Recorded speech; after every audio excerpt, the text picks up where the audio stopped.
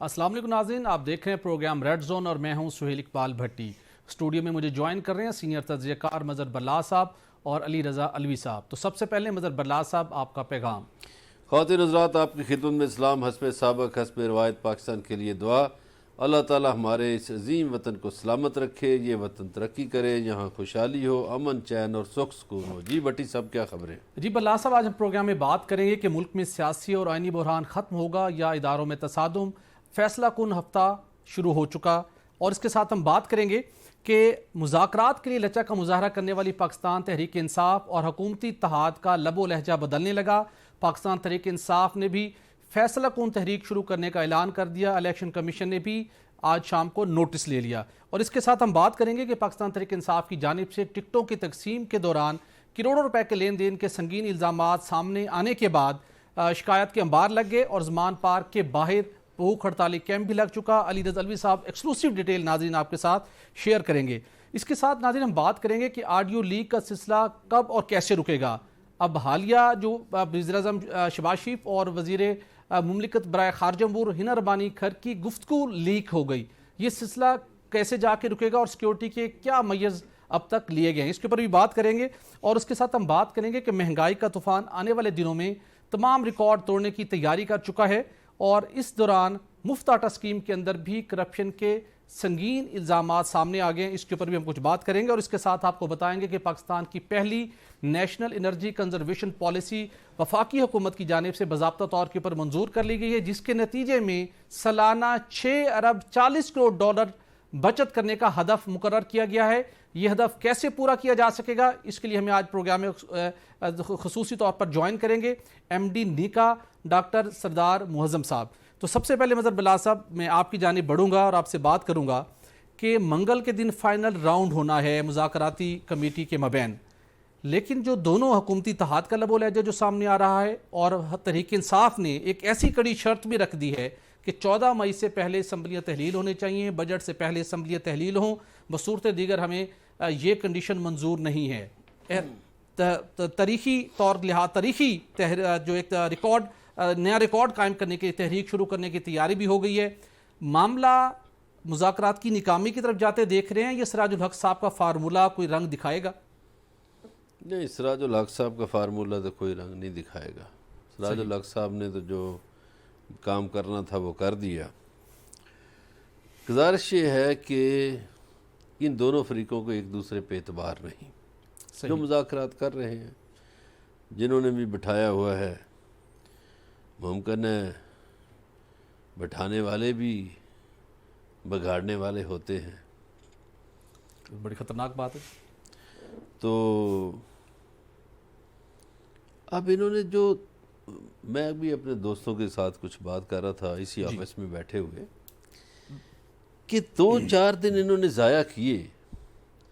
क्या ये CDA के मज़दूर हैं, इसहाक डार साहब या फवाद चौधरी साहब, कि इन्होंने कोई रैली की तैयारी करनी थी, या शाह महमूद कुरैशी साहब कोई रेलवे यूनियन में काम करते हैं? जानबूझ के इन्होंने 2 तारीख रखी कि 2 तारीख को जब सुप्रीम कोर्ट ये मुकदमा छेड़ेगी जी, तो हम कहें जी हम मुज़ाकरात में बैठे हुए हैं, ताकि और तवील हो बात। फिर एक सेशन अगला शुरू हो जाएगा, फिर मनाने आ जाएंगे सिराजुल हक साहब। उनकी ड्यूटी यही है कि आपने लंबा करना है या मनाना है, जो भी मेरा ख्याल है यही है। अब जो 14 मई है उसमें तो इलेक्शन होते हुए नज़र नहीं आ रहे। सही, इसलिए कि 2 तारीख को तो ये अभी जवाब देंगे जी, अभी तक प्रोसेस नहीं शुरू हुआ जी, बैलेट पेपर छपने का। वो पैसे मिलेंगे तो छपेंगे। हाँ, इंतखाबी निशानात मिल गए हैं, आपके दोस्त तारड़ साहब को झूला मिल गया है जी, और मरियम साहबा को तंदूर मिल गया है, निशानात लोगों को मिल गए। टिकट्स उन्होंने जमा नहीं करवाए तो फिर आज़ाद उम्मीदवार की हैसियत से जो भी उनको निशान तो मिल गए ना जी। अब ये जो बात आप फरमा रहे हैं कि उन्होंने शर्त आयद कर दी, शर्त क्यों आयद की है? शर्त इसलिए आयद की है कि अगर ये 14 मई से पहले असम्बलियाँ बर्खास्त करते हैं जी, तो फिर चूँकि ये बर्खास्त की गई हैं असम्बलियाँ, असम्बली खुद ब खुद तहलील नहीं हुई जी, تو آئین کے مطابق 90 دنوں میں الیکشن کروانا پڑے گا. جی. تو ان کو ظاہر ہے یہی وارہ کھاتا ہوگا. اب جو جس کو وارہ کھاتا ہے وہی ہے نا. لیکن ملک کو کیا وارے کھاتا ہے آپ یہ بھی تو کسی دیکھیے نے نا، سوچنا ہے. سیاستدانوں کو نہیں سوچنا ہوتا نا. سیاستدان یہ 1 مہینہ پیچھے آئے، اکتوبر سے سپتمبر پہ آ گئے. جی. انہوں نے بھی یہ مئی کی ضد چھوڑ دی، یہ بھی آگے بڑھے. انہوں نے کہا جی جولائی میں کر لیں. انہوں نے جولائی کی ڈیٹس تھیں، انہوں نے سپتمبر کی دی. اب 14 مئی کی انہوں نے شرط اس لیے لگائی ہے کہ جناب والا یہ الیکشن پھر 16-17 اگست سے پہلے ہو جائیں گے. صحیح. ٹھیک ہے. اگر وہ نہیں ہوتے یا یہ بضد رہتے ہیں، اس میں دیکھیے کچھ حکومتی لوگ ایسے ہیں کہ جو کام خراب کرنے پہ تلے ہوئے ہیں. مثلا خواجہ آصف صاحب، ان کی ڈیوٹی شاید یہ ہے. وہ تو جتوائے بھی جاتے ہیں نا رات کو فون کر کے، تو ان کی ڈیوٹی یہی ہوگی کہ آپ نے خراب کرنا ہے. اب یہ جو چودھری پرویز لائی کے گھر پہ جو دھاوا بولا گیا، اس کو آج میں دیکھ رہا تھا کہ پاکستان کے وزیر داخلہ کہتے ہیں کہ مجھے تو ٹی وی سے پتہ چلا کہ حملہ ہوا ہے یا دعویٰ بولا گیا ہے. جی. اور جو آئی جی پنجاب تھا وہ تو مدینے میں تھا اس وقت، مکہ میں عمرہ کرنے گیا ہوا تھا. وزیر اعلیٰ بھی، وفاقی حکومت بھی کہہ رہی ہے ہمیں پتہ نہیں. تو وہ پھر کس چھلاوے کے کہنے پہ وہ سارا حملہ ہوا؟ آپ کہتے ہیں کہ حکومت کے اندر کچھ لوگ موجود ہیں جو سارے پروسیس کو ڈیریل کرنے کی کوشش کر رہے ہیں. الوی صاحب، آپ سے جاننا چاہوں گا، بہت اچھے انداز میں مذاکراتی عمل شروع ہوا. Hello, good to see you کے فکرے پاس کیے گئے، یہ جذبات شیئر ہوئے، معاملات مثبت انداز میں آگے بڑھے. پرویز الہی کے گھر پر جب ریڈ ہوا اس وقت یہ خدشات تھے کہ شاید یہ پروسیس سبوتاژ ہو جائے، لیکن نہیں ہوا. لیکن آج لب و لہجہ ایسا بدلا ہے کہ مذاکراتی کمیٹی کا فیصلہ کن راؤنڈ شروع ہونے سے پہلے ایک ایسی شرط عائد کر دی گئی ہے جو پوری ہوتے دکھائی نہیں دیتی کہ 14 سے پہلے اسمبلی تحلیل کر دی جائیں. تو کیا آپ سمجھتے ہیں کہ پاکستان تحریک انصاف ذہن سازی کر چکی ہے کہ ہم نے دوبارہ ماضی کے اندر تو کوئی بڑی تحریک کامیاب نہیں کر سکے، لیکن ہم کوئی تحریک میں کامیاب بنا لیں اور ادھر سے جا کے عوام کے پریشر سے کوئی کامیابی حاصل کریں؟ مذاکراتی عمل کی جو کامیابی ہے وہ کس حد تک آپ کو دکھائی دے رہی ہے؟ دیکھیں، ابھی یہ جو ارد گرد سے تیور ہیں، یہ دونوں تیور ان لوگوں کے ہیں جو کمیٹی میں شامل تو نہیں ہیں بات چیت میں، چاہے خواجہ صاحب ہوں یا عمران خان صاحب ہوں. لیکن عمران خان صاحب کی بات میٹر اس لیے کرتی ہے کہ وہ پارٹی چیئرمین ہے، ڈائریکشن ان کی ہے، آرڈر ان کا ہے. اور اگر سوال تو یہ ہے کہ اگر وہ اس بات پہ ہی اڑے ہوئے ہیں کہ 14 سے پہلے یہ اسمبلیاں توڑیں تو میرا خیال ہے مذاکرات شرائط پر نہیں ہوتے. مذاکرات کبھی بھی دنیا میں بات چیت کی جو بات ہے نا، یہ نہیں ہے کہ آپ یہ میری بات مانیں گے تو میں آپ کے ساتھ بیٹھوں گا، اگر آپ نے نہیں مانی. بات چیت اصولاً تو ہوتی ہی اس لیے ہے کہ کوئی نئے راستے تلاش کریں گے. ظاہر ہے کہیں نہ کہیں ڈیڈ لاک ہوتی ہے، کہیں نہ کہیں کچھ نہ کچھ. اور یہ بڑی اچھی بات ہوئی کہ کچھ تھوڑا سا وہ آگے گئے، یہ پی ٹی آئی والے آگے گئے، کوئی تھوڑا سا وہ اکتوبر سے پیچھے آنے کی بات ستمبر تک آگے تھے. خواہش تو پھر بھی یہی ہے کہ یہ نہ لڑیں، اس ملک اور قوم کا بھلا اسی میں ہے کہ یہ نہ لڑیں. بالکل صحیح. لیکن آپ مجھے یہ بتائیں کہ صرف انا کے ایک اپنے خول میں لپٹا ہوا یہ مطالبہ کیا اس ملک کے لیے اور اس قوم کے لیے بہتر ہے؟ تباہ کن ہے کہ جب آپ کے مہنگائی آپ کو برباد کیے ہوئے ہے اور پھر آگے اوپر آپ مزید یہ نوید سنا رہے ہیں کہ ابھی اور مہنگائی کا ایک اور ریلا آنے والا ہے اس وقت، اور بجٹ آپ کے سر پہ ہے. تو ایسی کون سی مجبوری ہے کہ اگر وہ بجٹ دینے کے بعد اناؤنسمنٹ کر لیں پھر؟ اچھا، آئین دونوں طرف بھی ہے نا. آئین ادھر بھی کہہ رہا ہے کہ 90 دن میں الیکشن کراؤ، جو عمران خان صاحب نے غصے میں چودھری پرویز الہی کے منع کرنے کے بار منع کرنے کے باوجود اپنی اسمبلیاں توڑ دیں. یہ تو آن دا ریکارڈ چیز ہے نا، یہ کوئی خفیہ خبر تو ہم نہیں دے رہے کہ چوہدری صاحب منتیں کرتے رہے عمران خان صاحب کی کہ خان صاحب ہم آپ کے ساتھ ہیں، ہم آپ کو چھوڑ کے کہیں نہیں جا رہے ہیں، آپ کے وفادار ہیں. لیکن چوہدری صاحب یہ جو لوگ آپ کو غلط فیصلے دے رہے ہیں یا جن لوگوں کے خواب تھے کہ وہ سی ایم بن جائیں پنجاب کے یا اور مسائل تھے، اور وہ آپ کے ساتھ کتنے فخر سے کہتے تھے کہ 27 کلومیٹر کی حکومت ہے، اور یہ بالکل سچ تھا نا. لیکن وہ باجوہ صاحب کی بات کے اوپر وہ قائل ہو گئے، لوگوں نے ارد گرد ساری ان کی حکومتیں تھیں، کے پی کے میں ان کی حکومت، جی بی میں ان کی حکومت، پنجاب میں ان کی حکومت، صرف اسلام آباد تھا نا تھوڑا درمیان میں، اور خود ہی اپنے وہ پتہ نہیں کیوں لشکر کو روند کے وہ پورس کے ہاتھیوں کی طرح واپس چلے گئے. باجوہ صاحب کی گائیڈ لائن تھی نا جس باجوہ صاحب پہلے سے مانتے چلے آ رہے تھے. باجوہ صاحب کے علاوہ باجوہ کے تو گلے پڑ رہی ہے نا ہر چیز. وہ تو لوگوں نے مذاق بھی اڑایا ہوا ہے, کہتے ہیں کہ عمران خان صاحب نے کہا میں موٹر سائیکل پہ ٹاکی مار ہی رہا تھا وزیر اعظم ہاؤس جانے کے لیے, تو باجوہ کا فون آ گیا ہیلی کاپٹر پہ جاؤ. تو یہ تو مذاق ہو رہے ہیں نا ان چیزوں کے, تو یہ تو کوئی سنجیدہ بات نہیں ہے. لیکن بات یہ ہے کچھ اور لوگ سیاستدان ایسے ہیں جن کا اشارہ کھل کے باجوہ صاحب کے علاوہ, میں کوئی باجوہ کا وکیل نہیں ہوں, اچھا برا ہے وہ اپنے ان کے کردار ہیں, مجھے اس سے کچھ لینا دینا نہیں, لیکن سیاستدانوں نے کہا, پرویز الہی نے کہا تھا عمران خان صاحب کو کہ خان جی یہ نہ کریں, اپنی حکومتیں نہ گرائیں, آخری لمحے تک وہ روکتے آخری لمحے تک روکتے رہے. ہماری ٹور ہمارے ہاتھوں میں حکومتیں ہیں, ہم ان کو ٹف ٹائم دے سکتے ہیں اور دے سکتے تھے. پتہ نہیں کس نے پڑھائی پٹی, وہ غلط کام ہو گیا. اب آپ سے غلط کام ہو گیا ہے تو آپ پوری قوم سے تو وہ بدلہ نہ لیں نا, 25-24 کروڑ عوام سے بدلہ نہ لیں, اس سے جو ایک نظام ہے اس سے بدلہ نہ لیں. 14-15 اگست تک ان کے پاس ٹائم ہے. 14-15 اگست تک اگر یہ نہیں دیتے تو پھر یہ متعون ہیں, ان کے خلاف بات ہونی چاہیے. لیکن 14-15 اگست کے بعد یا 14-15 اگست سے پہلے یہ ڈیٹ دے دیتے ہیں الیکشن کی, 90 دن کا جو بھی پروسیس ہوتا ہے, تو میرا خیال ہے یہ ان کا حق حاصل ہے, ان کو کوئی نہیں چھین سکتا. کوئی حق ہے ان کا حق حاصل کوئی نہیں چھین سکتا. لیکن یہی مذاکراتی کمیٹی کے اندر انہی کا یہ تجویز سامنے آئی کہ ہم اس قومی اسمبلی میں واپس آنا چاہتے ہیں, راستہ ہموار ہونا چاہیے, مل بیٹھ کے آئین ترمیم کر لیں گے.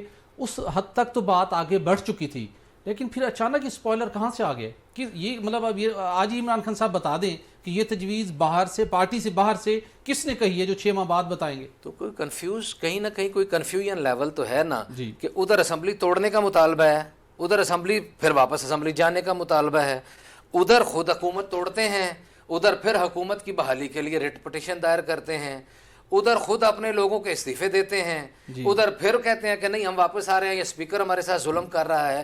یعنی عجیب و غریب ایک کنفیوز پالیسی ہے. لیکن اللہ کا شکر یہ ہے, یہ عمران خان کے لیے بلیسنگ یہ ہے کہ وہ جو بھی کہتے ہیں وہ ان کا فالوور جو ہے وہ کہتا ہے کہ یہ بالکل ٹھیک کہہ رہے ہیں. وہ کہتے ہیں میں استعفے دے رہا ہوں, کہتا ہے زندہ باد. وہ کہتے ہیں ہم واپس جا رہے ہیں, وہ کہتا ہے زندہ باد. وہ کہتے ہیں ہمارے ساتھ ہم نے اسمبلی میں جو جناب میں نے اسمبلیاں توڑ دی ہیں, ان کا زندہ باد. وہ کہتے ہیں ہم پھر درخواست دے رہے ہیں واپس جانے کے لیے, مہربانی کریں ہمیں پھر واپس کسی طریقے کو قانون کا راستہ نکالیں. وہ پھر کہتے ہیں زندہ باد. آخر ایک بات تو غلط ہوگی, یا اسمبلیاں توڑنا غلط ہوگی یا اسمبلیوں میں دوبارہ واپس جانا غلط ہوگا. یہ فیصلہ آنے والے دنوں میں دو اپوزٹ باتیں ٹھیک نہیں ہو سکتی. یہ فیصلہ آنے والے دنوں میں عوام کرے گا, وقت کرے گا کہ ان کا یہ جو انیشیٹو تھا عمران خان صاحب کا, جس کہنے کے پر بھی انہوں نے اسمبلیاں تحلیل کی, اس کا ان کی پارٹی کو اور ملک کو فائدہ ہوا یا نقصان, یہ وقت طے کرے گا. ناظرین یہاں پر ایک بریک لیں گے اور بریک کے بعد بتائیں گے کہ پاکستان کی پہلی انرجی کنزرویشن پالیسی کے نتیجے میں 2030 تک کیا پلان تشکیل دیا گیا ہے. اسٹے ود اس.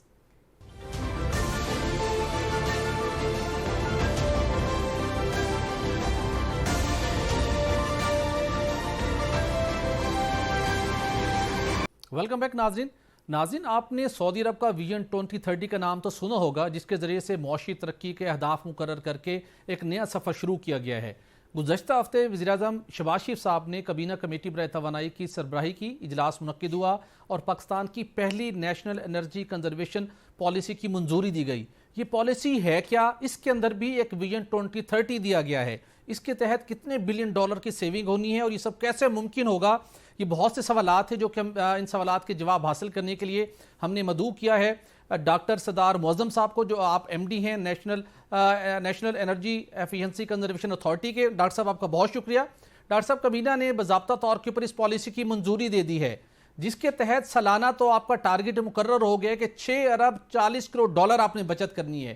یہ کیسے ممکن ہوگا پاکستان کے اندر؟ تو $1 ملین کو سیو کرنا بہت مشکل ہوتا ہے. اس پالیسی کے اندر کیا سٹیپس لیے جائیں گے؟ السلام علیکم, بسم اللہ الرحمن الرحیم. Thank you very much for مجھے بلانے کے لیے بھی.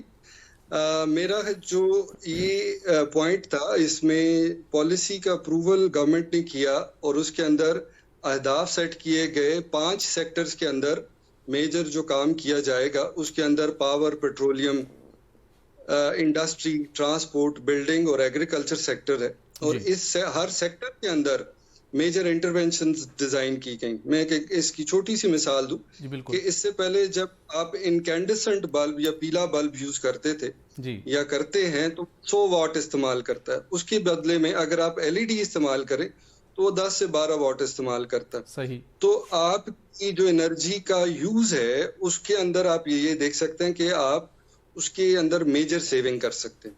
اس کے اندر 2 امپورٹنٹ پوائنٹس جو میں ادھر ہائی لائٹ کرنا چاہتا ہوں وہ یہ ہے کہ ہمیشہ پوری دنیا میں انرجی ایفیشنسی اینڈ کنزرویشن کو ایز اے فرسٹ فیول دیکھا جاتا ہے کہ آپ کوئی بھی پلاننگ کرنے جائیں گے, کچھ بھی کریں گے تو آپ کنزرویشن کو پہلے مد نظر رکھتے ہیں اور اس کے بعد آپ پھر انرجی کا پلان اپنے سامنے لے کے آتے ہیں. بالکل صحیح. سو ہم نے ہر سیکٹر کے اندر پھر انٹرونشنز ڈیزائن کی کہ کس طرح ڈسکوز کے ساتھ مل کے, SNGPL کے ساتھ مل کے, SSGC کے ساتھ مل کے, پھر اسی طرح انڈسٹری کے اندر اگر آپ دیکھیں تو ان کے بوائلرز ہیں, فرنسز ہیں, چلرز ہیں.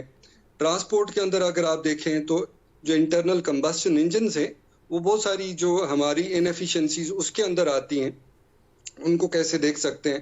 میں ایک سمپل سی ایگزامپل دوں گا. ایک پرانی اسٹڈی ہے کہ جو ہماری روڈ ٹرانسپورٹ کے اندر ٹرکس ہیں, جس طرح ان کا ڈیزائن 26% تو موسٹ انرجی کنزیومنگ وہ ہے, مینز زیادہ استعمال کرتے ہیں. سو دیر آر ڈفرنٹ فیکٹرز. اگر آپ ان کے اندر جا کے دیکھتے جائیں تو ہر ایک کے اندر وی سی کہ انرجی کی جو انٹینسٹی ہے, ہم اگر آپ کلچرلی بھی دیکھیں تو we are a very energy intense. میں یہ بھی ضرور آپ سے ضرور جاننا چاہوں گا کہ ہمارا جو امپورٹ بل ہے انرجی کا وہ $27 ارب تک پہنچ چکا ہے. قومی خزانہ اس بوجھ کو برداشت نہیں کر سکتا, جس کی وجہ سے حکومت اب بہت تیزی کے ساتھ اس جانب بڑھ رہی ہے. سوال یہ ہے کہ صنعتوں کے اندر پرانی مشینری ہے, انیفیشنٹ پاور پلانٹس ہے, گیس زیادہ استعمال کرتے ہیں, باقی شعبوں کی بھی یہی صورتحال ہے. پاکستان میں پالیسیز بہت بنتی ہیں, یہ بھی بہت اچھی پالیسی بنی ہوگی, اس میں کوئی دوسری رائے نہیں ہے, لیکن جو سالانہ سیونگ کا ٹارگٹ ہے وہ کتنا ہے؟ امپلیمنٹیشن کیسے ہوگی, کیسے اس کو آپ میک شور کریں گے؟ دیکھیں جی, اس میں جو سب سے پہلی چیز یہ ہے کہ ایک ہم کلچر فار انرجی ایفیشنسی ہمیں ضرورت ہے اس ملک کے اندر, کہ جتنا انٹینس ہم اس کو یوز کرتے ہیں کس طرح ہم اس کو کیئرفلی استعمال کریں. اول. دوسرا, یہ جو ٹارگٹ سیٹنگ کی گئی ہے یہ بھی بڑی کیلکولیشنز کے ساتھ ایک ایک سیکٹر کے اندر ڈیپلی اسٹڈی کر کے پھر اس کو بلڈ کیا گیا. تیسرا جو ایسپیکٹ جو آپ نے امپلیمنٹیشن کا سوال اٹھایا, تو اس کے اندر ہم نے بڑا کیئرفلی یہ پچھلے 2 سالوں میں 2.5 سالوں میں کام کیا, اور اس کے اندر پروونشل ڈیزگنیٹڈ ایجنسیز کا قیام کیا گیا. فار ایگزامپل پنجاب میں Punjab energy efficiency and conservation agency, اسی طرح سندھ کے اندر صوبوں کے اندر ڈیڈیکیٹڈ ڈپارٹمنٹس کے ساتھ اسٹیبلش ہو رہے ہیں. In parallel ministry of climate change کے ساتھ, باقی اداروں کے ساتھ بھی, انڈسٹریز کے ساتھ بھی ہم لیز آن کر رہے ہیں. فردر جو ایسوسیشنز ہیں, for example fan manufacturing associations, جو آپ کی الیکٹرک ایسوسیشنز ہیں, آپ کی جو مینوفیکچررز ہیں بوائلرز کے, اور اس طرح باقی جو الیکٹرک اپلائنسز کے, سب کے ساتھ ہم گائے بگائے انٹریکشنز کر رہے ہیں. اس پالیسی کے اندر ایک سب سے جو امپورٹنٹ ایسپیکٹ ہے وہ یہ رکھا گیا ہے کہ ہم کس طرح پہلے لوگوں کو اتنی سپیس دیں, ان کو اویئر کریں کہ جی اس سے آپ کو کیا فائدہ ہو سکتا ہے. Price point will be the first steps towards energy efficiency. آپ کو خود یقین اب آنا شروع ہو جاتا ہے کہ جب آپ کا بل تھوڑا سا زیادہ آتا ہے, اگر آپ گیزرز کو بے دریغ استعمال کرتے ہیں تو پھر آپ سوچتے ہیں جب زیادہ بل ہے تو کس طرح اس کی سیونگ کر سکتے ہیں. ڈاکٹر صاحب آپ کا آئیڈیا بہت اچھا ہے. میں ایک اور انداز سے آپ سے جاننا چاہوں گا. معاملہ یہ ہے کہ آپ کی بہت اچھی تجاویز ہیں, آپ کے ادارے نے سب کچھ امپلیمنٹیشن کروانا ہے. پاکستان میں جو ان ایفیشینٹ الیکٹرک اپلائنسز یا گیس اپلائنسز تیار ہوتی ہیں یا ان ایفیشینٹ امپورٹ ہوتی ہیں, یہ سمگل ہو کے آتی ہیں, ان چیزوں کو روکنا بہت بڑا ٹاسک ہے. میں ایگزامپل دینا چاہوں گا.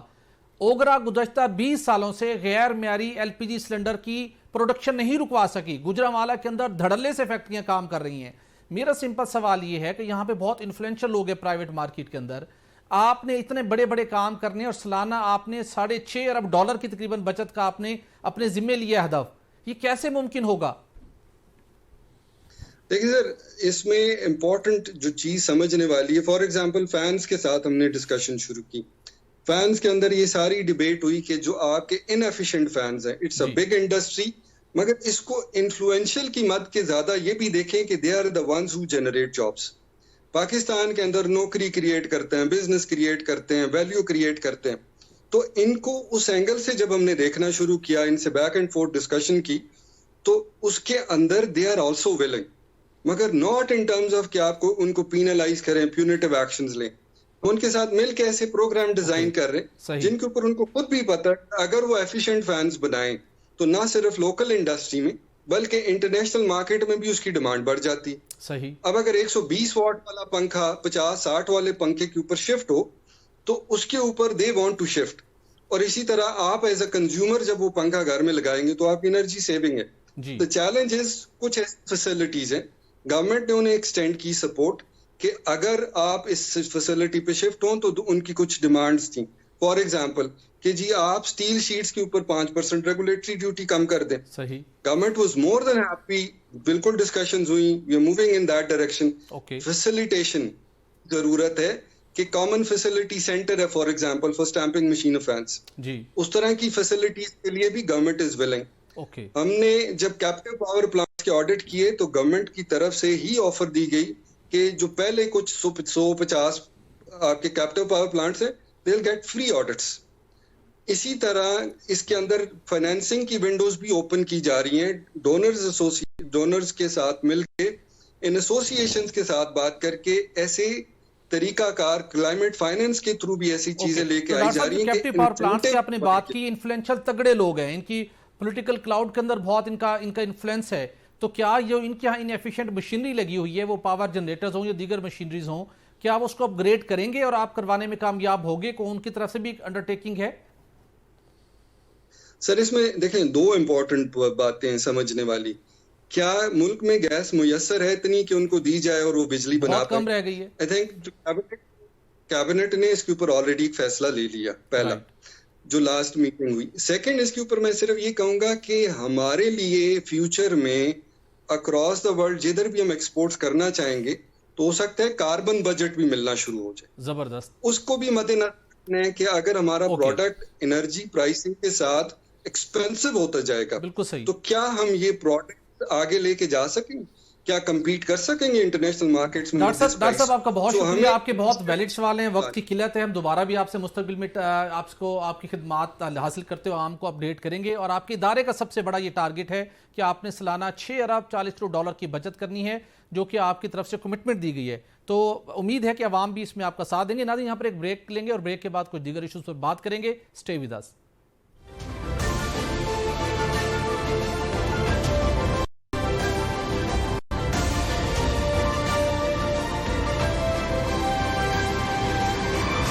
ویلکم بیک ناظرین. پاکستان تحریک انصاف کی جانب سے ٹکٹوں کی تقسیم کا سلسلہ جاری ہے, جس میں کروڑوں روپے کے سنگین الزامات لگ رہے ہیں, میرٹ کی پاسداری نہ لگنے کی شکایات ہو رہی ہیں, اور اب بھوک ہڑتالی کیمپ بھی لگ چکا ہے. علی رضا الوی صاحب کچھ ایکسکلوسیو ڈیٹیل آپ لے کے آئے ہیں ٹکٹوں کی تقسیم کے حوالے سے, وہ کیا معاملہ ہے؟ سہیل بھٹی صاحب, یہ دو مختلف معاملات ہیں. ایک تو عمران خان صاحب نے آپ کو پتا ہے کہ 30 لوگوں کو دیے ہوئے ٹکٹ ریویو میں واپس لے لیے. جی بالکل ٹھیک ہے. اور کچھ وہ لوگ ہیں جن کو بہت ماریں بھی, جنہوں نے کھائی ہیں, قربانیاں بھی دی ہیں اور ان کو ٹکٹ نہیں دیے گئے.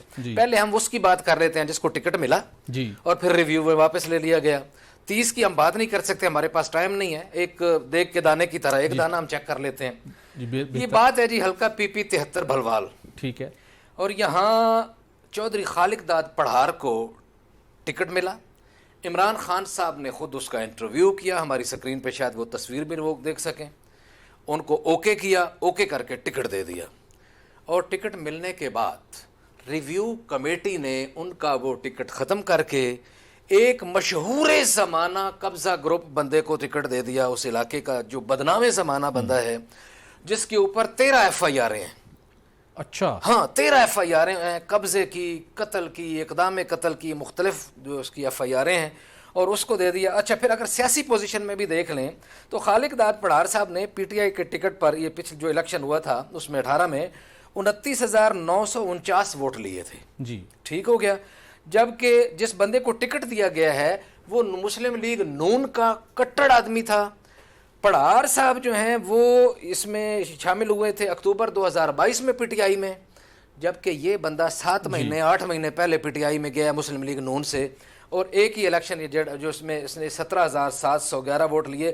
یعنی ووٹوں کے حوالے سے بھی کوئی کمپیریزن نہیں ہے کہ کوئی پارٹی کو فائدہ ہو رہا ہو, لیکن مبینہ طور پر اللہ بہتر جانے الزام لوگ لگاتے ہیں کہ یہ ریویو کمیٹی ریونیو کمیٹی بن گئی ہے اور مال پانی لگا ہے کیونکہ وہ بندہ مالی طور پر بہت تکڑا ہے تو شاید کسی کو اس نے مینج کیا ہے، اور یہ تو ایک ہو گیا کہ جیسے ٹکٹ لے کے چھین لیا۔ ایک اور معاملہ بھی آپ کے پاس، ایک اور معاملہ ہے یہ جناب منڈی بہاؤالدین کا معاملہ ہے، یہ پی پی 65 منڈی بہاؤالدین۔ اچھا یہاں چودھری ارشد محمود ہیں جی، المعروف ارشد ککو صاحب جی، اچھا ان کی بڑی قربانیاں ہیں اپنی پارٹی کے لیے، اچھا انہوں نے بھی قربانیاں دیں، پڑھار صاحب نے بھی جیل بھی گئے، راجن پور جیل میں بھی رہے، ماریں کھائی، موٹر وے کے اوپر شیلنگ، یہ وہ جو ابھی جن سے جلوس تھے جو عمران خان صاحب کے ہراول دستہ، انہوں نے بھی ڈیرا لگا کے ابھی تک بیٹھے ہوئے تھے یہ زمان پارک کے سامنے۔ بالکل صحیح۔ اور ان کو ٹکٹ اس لیے نہیں مل سکا کہ ایک تو جو منڈی بہاؤالدین کا جو ناظم ہے نا سرکار، وہ اس کا ضلع کا ان کا جو پارٹی کا جو ہے عہدیدار وہ مخالف تھا، اس نے کہا نہیں ٹکٹ نہیں دینا۔ اچھا دوسرا ایم این اے صاحب سے ان کی نہیں بن سکی، جو میں ہر یہاں پروگرام میں یہ بات کرتا ہوں، الیکشن ایک دن اس لیے ہونے چاہیے کہ اگر ایم این اے اور پارٹی کا جیت جائے وہ سوال ہی نہیں پیدا ہونے دیتا کہ دوسری پارٹی کا ایم پی اے جیتنے دے، اس لیے ایک دن الیکشن ہونے چاہیے، اس لیے ضروری ہے۔ یہ ایم این اے بھی پی ٹی آئی کا ہے صحیح، لیکن ایم این اے صاحب نے بالکل ان کو نہیں جیتے، وہ ساتھ نہیں لگانے دیا کیونکہ ان کی شان کے خلاف ہے، وہ ان کے ساتھ بن نہیں سکی ہے، اور انہوں نے بھی بہت زبردست ووٹ لیے۔ کتنے ووٹ لیے؟ 46,272 ووٹ لیے ارشد چودھری ارشد صاحب نے، اور 9 بندوں نے درخواست دی تھی منڈی بہاؤالدین سے ٹکٹ کے لیے، صحیح، اور اس ایک بندے کے علاوہ 8 بندے، 8ویں یہ خود ہیں، 7 بندے ان کے ساتھ ہیں۔ صحیح، سوال ہی نہیں پیدا ہو سکتا کہ مخالف کینڈیڈیٹ جیت جائے، اس سے پی ٹی آئی کو خود بھی نقصان ہوگا لیکن کہیں نہ کہیں پیسہ چل رہا ہے۔ اوکے مظہر بھائی صاحب، بہت مختصر اسی پہ کامنٹ لینا چاہوں گا، پاکستان تحریک انصاف کے اندر اس معاملے پہ انصاف ہوگا؟ گزارش یہ ہے کہ ایک تو علی رضا علوی صاحب جذبات میں یہ فرما گئے ہیں کہ پڈار صاحب جو ہیں وہ اکتوبر 2022 میں پی ٹی آئی کا حصہ بنے، تو یہ مجھے سمجھ نہیں آئی۔ خیر ارشد ککو صاحب کے ووٹ انہوں نے صحیح بتایا، یہ الزامات سیاست میں دیکھیے پیسہ چلتا ہوگا، میں اس سے انکاری نہیں ہوں۔ پیپلز پارٹی میں جہانگیر بدر صاحب پہ الزامات لگتے تھے، مسلم لیگ نون میں جاوید ہاشمی صاحب پہ الزامات لگتے تھے، میں تو یہ سلسلہ نہیں ہونا چاہیے، پیسہ نہیں چلنا چاہیے۔ میں الزامات کی بات کر رہا ہوں نا، دیکھیے یہ تو ثابت ہوگا نا، تو پھر ہے ہم دیکھیے جب بھی ٹکٹ کسی کو ملتا ہے تو ہم کہتے ہیں، 2017 میں آئے تھے، دوسرے کی بات میں ہم کہیں گے کہ جناب والا جو جس کو بھی ٹکٹ نہیں ملتا وہ یہی کہے گا، ہو سکتا ہے اس میں سچائی ہو، میں نہیں کہتا کہ یہ سچائی نہیں ہے، پیسے چلتے ہیں، چلتے ہوں گے۔ یہاں تو بقول شخص سے مبینہ طور پر جو نگران حکومت ہے کے پی کی، وہاں بھی وزیر 8-8 7-7 کروڑ دے کر وزیر بنے ہیں، تو انکوائری ہوگی تو کچھ نہ کچھ معاملہ یقینی طور کے اوپر بہتر ہوگا، اور سب لوگ توقع کر رہے ہیں کہ ایٹ لیسٹ پاکستان تحریک انصاف سے اس کلچر کا خاتمہ ہوگا۔ ناظرین اگلی سٹوری کی جانب بڑھتے ہیں اور آپ کو بتائیں گے کہ غیروں پر مراعات کی بارش اور اپنوں سے بے رخی، یہ ماجرا کیا ہے؟ ناظرین یہ ماجرا یہ ہے، گزشتہ ہفتے وزیر اعظم شہباز شریف صاحب نے کئی مہینوں کے بعد کابینہ کمیٹی برائے توانائی کا اجلاس چیئر کیا، جس کے اندر ایک تو انرجی کنزرویشن پالیسی منظور ہوئی اور ایک اور پالیسی بھی منظور ہوئی جس کا نام ہے گرین فیلڈ پروجیکٹ پالیسی، جس کے تحت ہمیں بتایا جا رہا ہے کہ سعودی عرب کے ذریعے سے $10 ارب کی انویسٹمنٹ ہوگی، اور اس کے ساتھ ایک اور پالیسی تھی جس کے ذریعے سے پاکستان کی 5 آئل ریفائنریز کی اپ گریڈیشن ہونی تھی، لیکن وہ منظور نہیں کی گئی۔ تو اس کا ایک تقابلی جائزہ آپ کے سامنے اور حکمرانوں تک پہنچانے کی اشد ضرورت ہے۔ جو گرین فیلڈ پروجیکٹ ہے جس کے ذریعے غیر ملکی سرمایہ کاری آنی ہے، اس میں ناظرین ہمیں تو یہ بتایا جاتا ہے $10 ارب آئیں گے، لیکن جب تحقیق کی تو پتہ چلا کہ اس پروجیکٹ کے ذریعے سے جو 6 سے 10 سال میں مکمل ہوگا، 30% براہ راست سرمایہ کاری آئے گی جو انویسٹر پیسے ڈالے گا، 70% رقم ملکی یا غیر ملکی بینکوں سے قرض لیا جائے گا، تو الٹیمیٹلی اگین وہ اس قرض کے اوپر سود کے ساتھ وہ رقم بیرون ملک جائے گی، زر مبادلہ کے ذخائر پر دباؤ بڑھے گا۔